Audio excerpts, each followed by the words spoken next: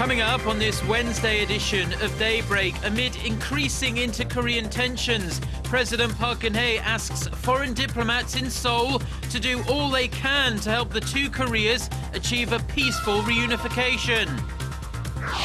South Korea's exports jump in March, bolstering views the economy is picking up steam on growing overseas demand, especially from the US and other advanced markets. Plus, NATO suspends all civilian and military cooperation with Russia over the crisis in Ukraine. Daybreak begins now.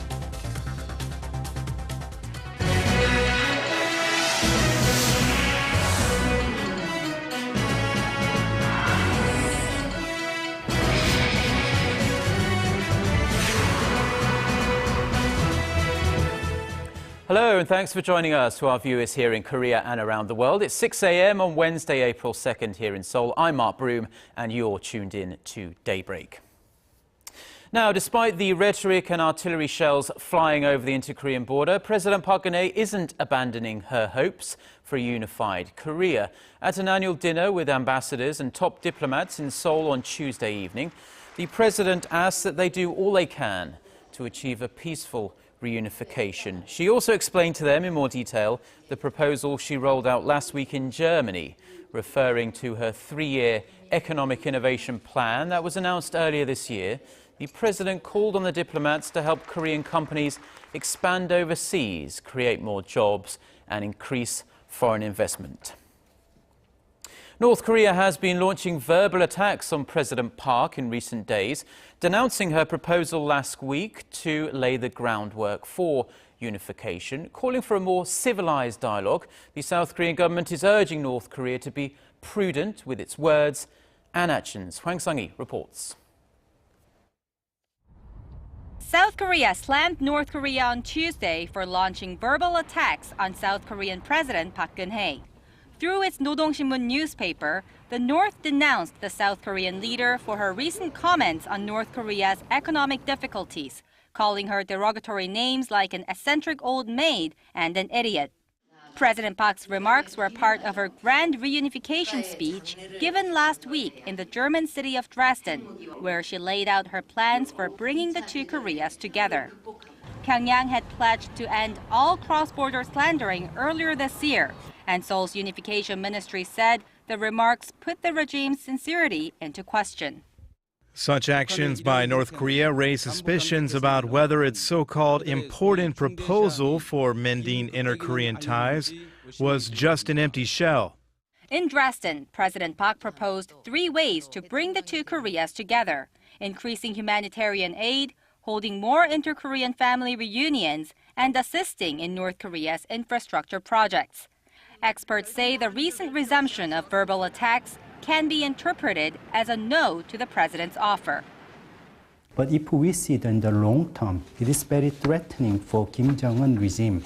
This approach can be make the separation between common North Korean people and Kim Jong-un, the political elites.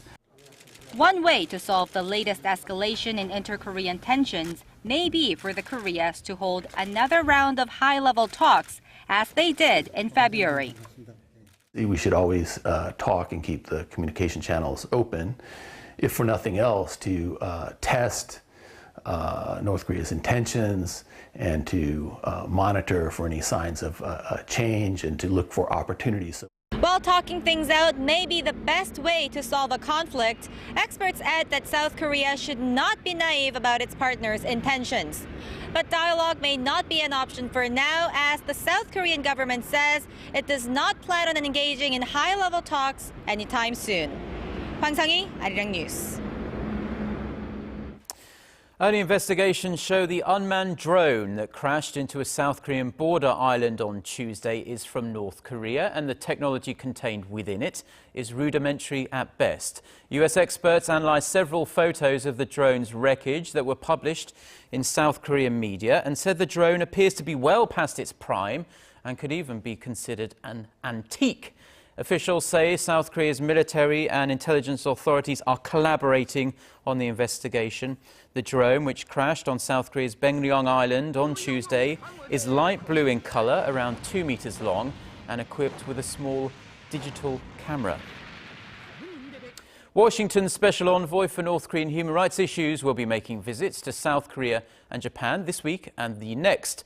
The U.S. State Department said Monday that Robert King will arrive in Tokyo on Thursday for a 3-day trip, during which he will meet with senior officials and discuss North Korea's abduction of Japanese nationals decades ago. King will then travel to Seoul from Sunday to next Wednesday for a series of talks with senior South Korean officials that will center on North Korea's human rights abuses, as well as Korean-American Kenneth Bae, who has been held in a North Korean prison for a year and a half. At this point, we're looking. Now, efforts to put up a statue honouring comfort women in an Australian city are gaining traction, but the Japanese government is trying its best to hinder plans. A spokesman for the Japanese embassy in Australia told the Sydney Morning Herald that plans by Korean and Chinese communities to commission the statue are misguided.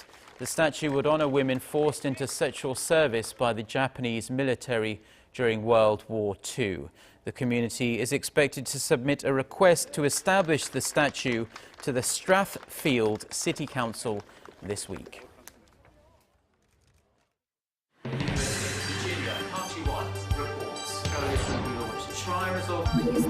We start before the sun rises to bring you the latest stories out of Korea. We also lead the way with important global coverage. Stay on the pulse of what is happening with Daybreak.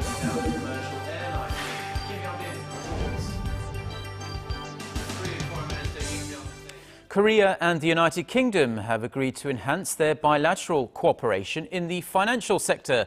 The agreement was reached on Tuesday at a South Korea-UK financial forum in London, which was attended by Financial Services Commission Chairman Shin Jae-yoon, Lord Mayor of the City of London Fiona Woolf, as well as officials from financial authorities and banks from the two countries. Both sides shared their views on consumer financial protection, jointly exploring the African market and cooperating in the fields of financial supervision. South Korean officials also suggested channeling loans from international financial institutions to help North Korea. The one-day forum was a follow-up to President Park Geunhye's visit to Britain last year. Now, some encouraging signs that the Korean economy is picking up steam. The nation's exports rose to their second highest mark in March. The Trade Ministry attributed part of the increase to growing global demand. Hwang Ji-ae has the figures. The export-reliant Korean economy is gaining momentum toward a stronger recovery as advanced nations boosted consumption of Korean products last month. Korea's Trade Ministry said Tuesday that the nation's exports rose 5.2% in March from the same period a year earlier to over $49 billion. That is the second highest mark on record and faster growth compared to a 1.5% rise in February. Exports to the U.S. jumped 17% in March from the previous year, while those to the European Union rose 15%.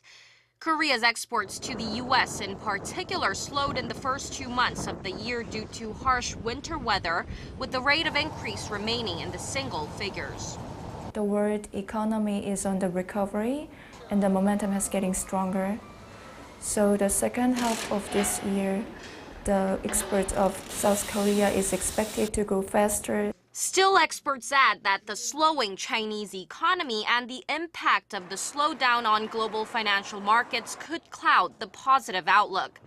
By product, mobile communication devices such as handsets soared over 30%, with shipments of automobiles rising 16%. Korea's imports, meanwhile, reached $45 billion last month, up 3.6% from the previous year, helped by an increase in purchases of consumer goods. The trade surplus came to around $4.2 billion. Hwang Ji-ae, Arirang News. Retailers in Korea are feeling better about the pace of the nation's economic recovery. Business sentiment among them for the coming months has hit a near 3-year high. Korea's Chamber of Commerce and the Trade Ministry says the country's business survey index for the second quarter jumped to 113. That's up 9 points from 3 months ago, and now at its highest level since the third quarter of 2011. A reading above the benchmark 100 means optimists outnumber pessimists. The index has been on the rise for 4 consecutive quarters now. Improved conditions were projected across the board, especially in the semiconductor and machinery sectors. Samsung SDI, the group's unit in charge of developing battery technologies, and its affiliate Cheil Industries have merged, creating Samsung's 5th largest business unit. Connie Kim reports. The world's leading TV display and smartphone battery manufacturer, Samsung SDI and Cheil Industries, the group's chemical and electronics material unit, have merged, creating a giant parts and materials company. Starting out as display producer, Samsung SDI has expanded into making rechargeable batteries. Cheil concentrates on its chemicals and electronics materials business after it sold its fashion division to Samsung Everland last year. SDI says it hopes the acquisition creates a synergy effect by combining its battery business line and Cheil's electronics materials used in semiconductors and displays. The merger with Cheil Industries gives SDI access to Cheil's electronics. It also makes Samsung SDI more competitive in the secondary battery sector. With the merger, Samsung SDI will be the corporation's 5th largest business unit with a market capitalization of some $9.3 billion. The company expects to see its sales expand more than threefold from $8.9 billion in 2013 to $27 billion by 2020. The merger has also shown some light on the succession of business divisions within the group. Samsung Electronics Vice Chairman Lee Jae-yong is expected to look over the electronics and finance division. His sister Lee Bu-jin will run hotels and construction, and other sister Lee Se-hyun will control Samsung's fashion and media business. Although the Cheil Industries is closing operations after 60 years, market watchers say it'll keep its name as Samsung founder Lee Byung-chul had great affection for the unit. Connie Kim, Arirang News.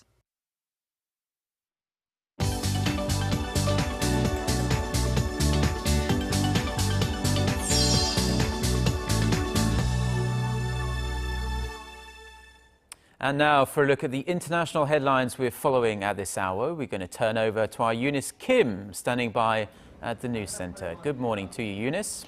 Good morning, Mark. In the first day of their 2-day meeting, NATO foreign ministers have decided to suspend their cooperation with Russia, adding that there could be no business as usual after Russia's annexation of Ukraine's Crimea. The suspension would apply to practical civilian and military cooperation, though a door to dialogue will be left open with the NATO-Russia Council, which handles security issues and joint projects such as counter-narcotics operations in Afghanistan. The suspension will be reviewed again in their next meeting in June. Meanwhile, Ukrainians have been hit with a huge hike in their gas bills. Russia's Gazprom announced it will charge some 43% more, scrapping a discount previously negotiated with ousted Ukrainian President Viktor Yanukovych. Gazprom says Ukraine's unpaid gas bills to Russia stands at $1.7 billion. A congressional hearing was underway in Capitol Hill this morning, where U.S. lawmakers grilled GM's chief, Mary Barra, on why it took 10 years for the auto giant to recall vehicles with flawed ignition switches that killed at least 13 people. With less than 3 months under her belt as GM's chief executive officer, Mary Barra extended her sincere apology to everyone affected by the massive recall and promised GM will now do the right thing. She also said she found disturbing employee statements that suggested cost-cutting might have played a factor in discouraging a prompt response to fixing those faulty ignition switches. Meanwhile, GM's recalls continue, with a total number of cars recalled nearing 7 million this year alone. It called back some 1.3 million vehicles earlier this week to fix a problem in their power steering. More than 3 years after the historic earthquake, tsunami, and nuclear reactor meltdown, the first batch of residents of Fukushima have received the all-clear to return home. The evacuation order was lifted midnight on Monday local time in the Miyakoji district, which is 20 kilometers from the Fukushima Daiichi nuclear plant and at the edge of the exclusion zone. This first lifting affects some 355 residents. Around 138,000 Fukushima Prefecture residents still remain in temporary housing. Several communities remain as ghost towns. And consuming fruits and vegetables every day is not only good for your health, but it could also extend your life. This according to a study by scientists in the UK who found that people who had 7 servings of fruits and vegetables a day can cut their risk of death by 42%. Researchers followed data from more than 65,000 adults over a 7-year period and compared their nutrition information to mortality data. They found that a diet rich in fruit and vegetables, with an emphasis on the vegetables, can act as a defense against cancer and heart disease.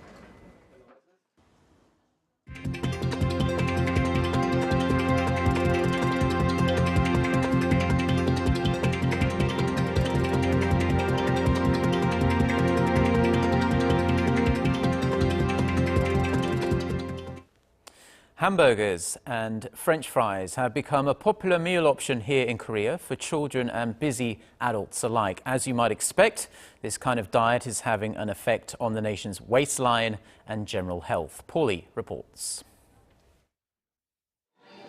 Fast food restaurants have soared in number in recent years and become a popular meal destination for those on the go.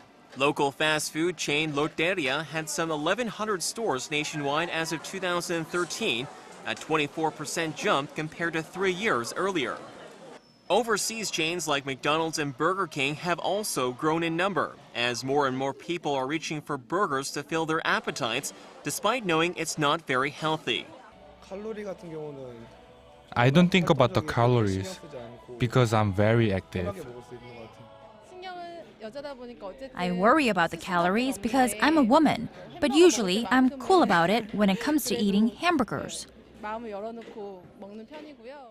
However, experts are advising consumers to think twice before ordering. The Korea Consumer Agency recently analyzed the contents of trademarked fast food burger sets.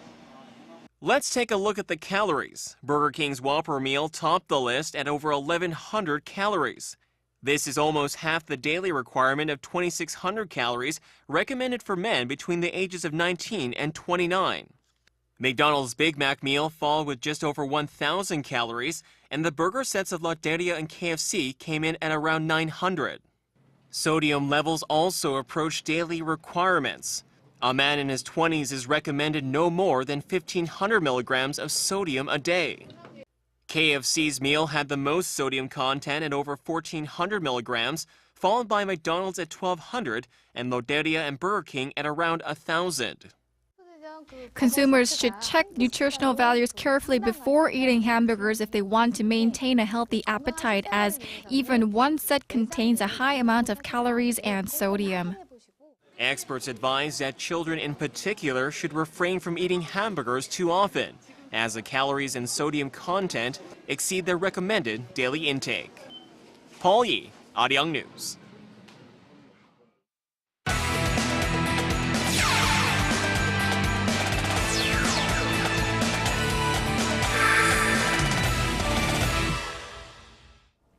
And a good Wednesday morning to you all as we kick things off with the ongoing controversy over Kim Yeonha's silver medal in Sochi. And in the latest news, a scientific paper was written as an evidence that Kim Yeonha deserved to win the gold medal. Now, the 32-page paper written by an Italian physicist compared the scores of the top 13 skaters by the 9 judges. And according to the research, Adelina Sotnikova and Yulia Nemlishkaya had the highest deviation amongst the judges, proving that they were scored too high. And concluded that Kim Yeon-ah should have been scored 217.60 instead of 219.10, and Sotnikova should have been scored 214.56 instead of 224.59. And now moving over to the MLB, where the league's latest video replay system was already a huge hit in the opening day. With all the video replays being reviewed at the Major League office in New York, 2 of the 5 challenge calls were overturned without any arguments from the managers. With the review taking less than 3 minutes each, many were satisfied with the new technology in the MLB. And now moving over to some Tuesday night's KBO action as the Nexen Heroes crushed the Tucson Bears 9-3 with the SK Wyverns all over the LG Twins 13-8, and the Samsung Lions rallied back to beat the Hanwha Eagles 6-5. Meanwhile, with the Kia Tigers playing their first game at their new stadium, they took on the NC Dinos, who went into their first game of the season. And of course, in the game here on the mound for the two teams, 2013 Rookie of the Year EJ Hawk for the NC Dinos and Kia Tigers and Yang Young-jung. And what a pitcher's duel here as EJ Hawk throws 7 innings, giving up no runs on 3 hits while striking out 7. And a brilliant start for Yang Young-jung as well, as he pitches 8 innings, giving up no runs on 5 hits while striking out 9. By the 8th inning, men on first and third, Lee Bum-ho grounds one to the pitcher, but a costly error here scores Lee Dae-hyung, and with Asensio coming to save the game, Kia takes this game 1-0, your final score. And now moving over to Game 3 of the Men's V-League Championship between the Samsung Hwajae Bluefangs and the Hyundai Capital Skywalkers. With the series at 1 game apiece, the Samsung Hwajae Bluefangs look to get the advantage in the series as they absolutely dominate the Skywalkers on the offense all throughout the night, as Leo Martinez leads the way for the Bluefangs once again, putting up 32 points as the Bluefangs take this match in straight sets 3-0 and are now 1 win away from another championship. And now finishing things off with Tuesday night's AFC Champions League group stage results, as Guizhou Rene jumps all over Ulsan Hyundai Tigers 3-1, with FC Seoul and Hiroshima drawing 2-2. So with that said, that's going to wrap it up for me. This has been SJ. Have a great rest of the day, and see you guys again for your sports needs.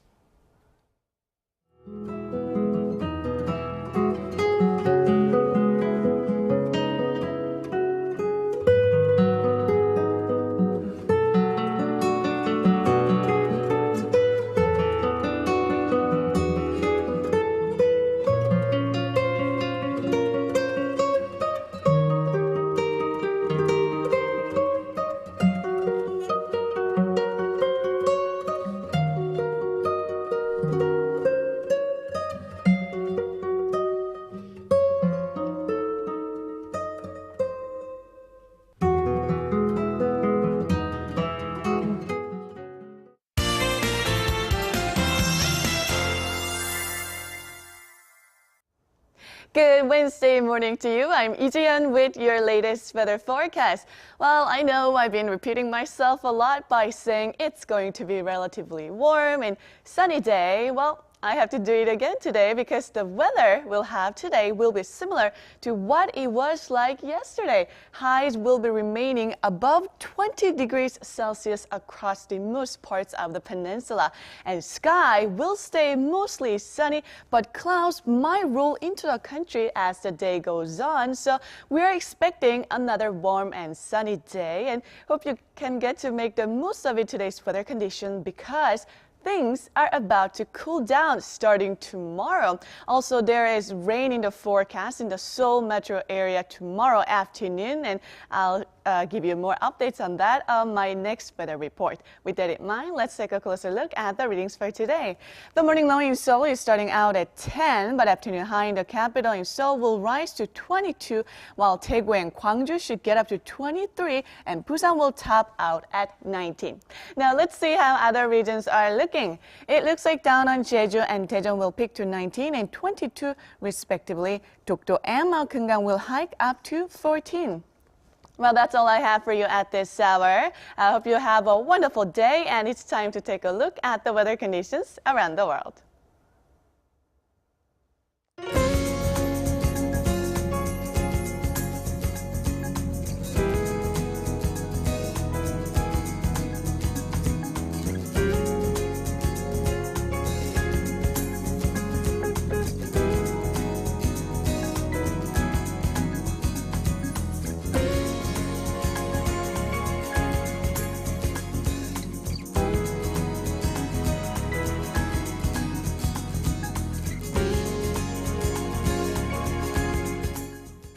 And those are the stories we have for you at this hour. Korea Today is coming up in about 30 minutes' time, and we'll be back at the same time tomorrow. Until then, goodbye.